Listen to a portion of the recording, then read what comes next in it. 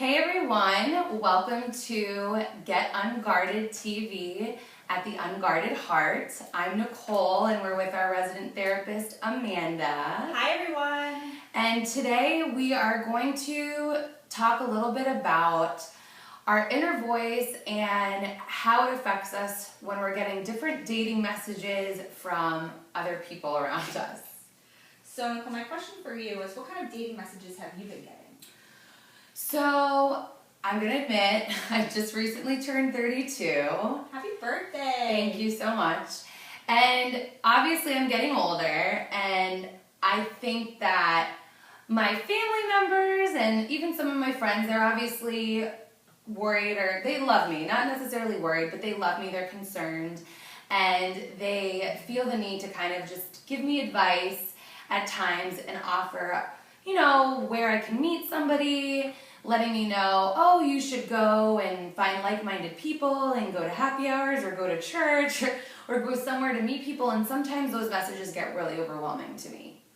So yeah, I think women, a lot of the time especially, we have a blog here about relationships and dating. And right. I write a blog and I post a lot of things about top 10 things to do on a first date and not on a first date and where to meet people and how to be open. Right. I think there's so many messages to women that, like you're saying, your mom's calling you and saying, meet somebody here, do this here. Right. You go to dinner with your friends. We were just talking. You were at dinner with your friends. Yes. Because, look, I met my husband here, and this is how I meet people. And there's so many messages about what to do, what not to do, what to wear, Right. where to go, how to be, that it gets lost in translation. I think that we all have the answers inside of us. Like, you have the answer inside of you about dating. Yeah. And every woman out there knows themselves enough if they were to check in, really check in, like we've been talking about, blogging about all week, about checking in, knowing who you are, going to that source and saying, what do I need to know about dating? How do I feel about dating?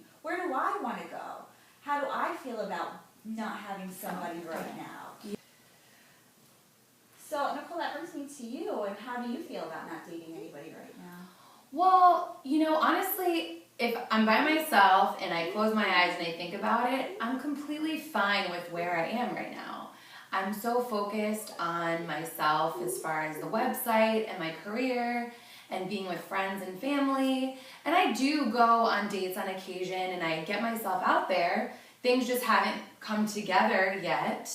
So I'm okay with it. And so I feel that, I know when I was in my late 20s, I had a lot more pressure. My friends were getting married and a lot of them were getting married. It's been kind of consistent over the past couple of years. But I think it got me more anxious than I am now. I feel a lot more complete and okay within myself alone. I think a lot of women, especially women in their 30s now, can totally relate to that period of time in their lives when they were in their 20s.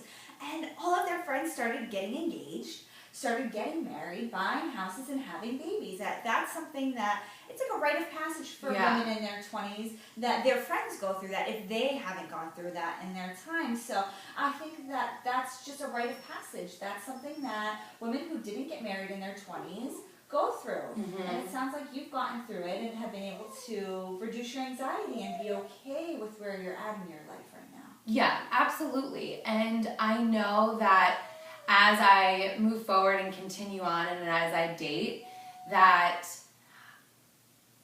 I'm not necessarily the right person. I know we've had a discussion on right and wrong and not putting such a label on that black and white, being a little bit more in the gray zone. Yes. But following that intuition so that I know I'm on the correct path with whoever it is that I'm dating. Does that make sense? And I think that what we were talking about the black and white thinking is a lot of time women are like, well, I want to date the right guy. I'm looking for Mr. Right. I'm not looking for Mr. Right now. I'm not looking for Mr. Wrong. I'm not looking for Mr. Doesn't have a job or doesn't have their stuff together yet. I mean, there's all different types of people that I know, women that I talk to, are not interested in dating. But when you put a label onto Mr. Right, then it comes with a whole list of expectations for that other person, as opposed to checking in and doing what we're talking about, which is going inside and saying, like, putting your hands on your heart. I always have people do this in therapy. Whenever they know, when they come to see me, when we're getting to some heavy stuff, it's like their hands are going on their heart. And that first time I usually have to tell people, okay, not like the Pledge of Allegiance, put your hands on your heart and check in and see what you're feeling. And it's the same for you. Like, what are you looking for in a relationship? Do you want the guy that makes you laugh, that has a sense of humor, that is ambitious, that is physically fit? I mean, knowing these things about you that I know, I can imagine these are the things that if you checked in, this is what you want, as opposed to going to a bar or even your kickball league and saying, hi, I'm looking for Mr. Right. Are you Mr. Right? Are you Mr. Wrong?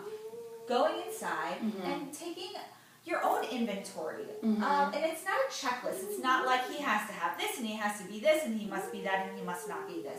It's going inside and seeing, what am I looking for in life? And I also think it's also, if I put my hand on my heart and I really think about it or really feel it, it's just, it doesn't feel comfortable. That's kind of, if I'm with that person and it feels like I don't have a struggle, it's I don't know if I'm describing it correctly, but it just feels comfortable and I don't feel some sort of tug at me. Yeah. You know? That could be your unconscious telling you things, or even your subconscious telling you things like, okay, we had a video just a couple weeks ago about red flags. It could be a red flag that you're not even fully conscious of, that's tugging at your heart. Right. So when you check in and you feel that calmness, you feel that, or even that excitement. I love when people put their hands on their heart when they're talking about a guy and they feel that excitement. Yeah, exactly. So that's where checking in can really give you some information that might not be readily available to you right away. Right. Well, I always love having these talks with you, Amanda. You always give such great insight and advice on the topic at hand, and I definitely, moving forward, and I hope all of our viewers moving forward are going to continue to listen to that inner voice as we move along in this dating world. Yeah. So we hope you enjoyed this episode of Get Unguarded TV, and we'll see you next week. See you next week. Bye.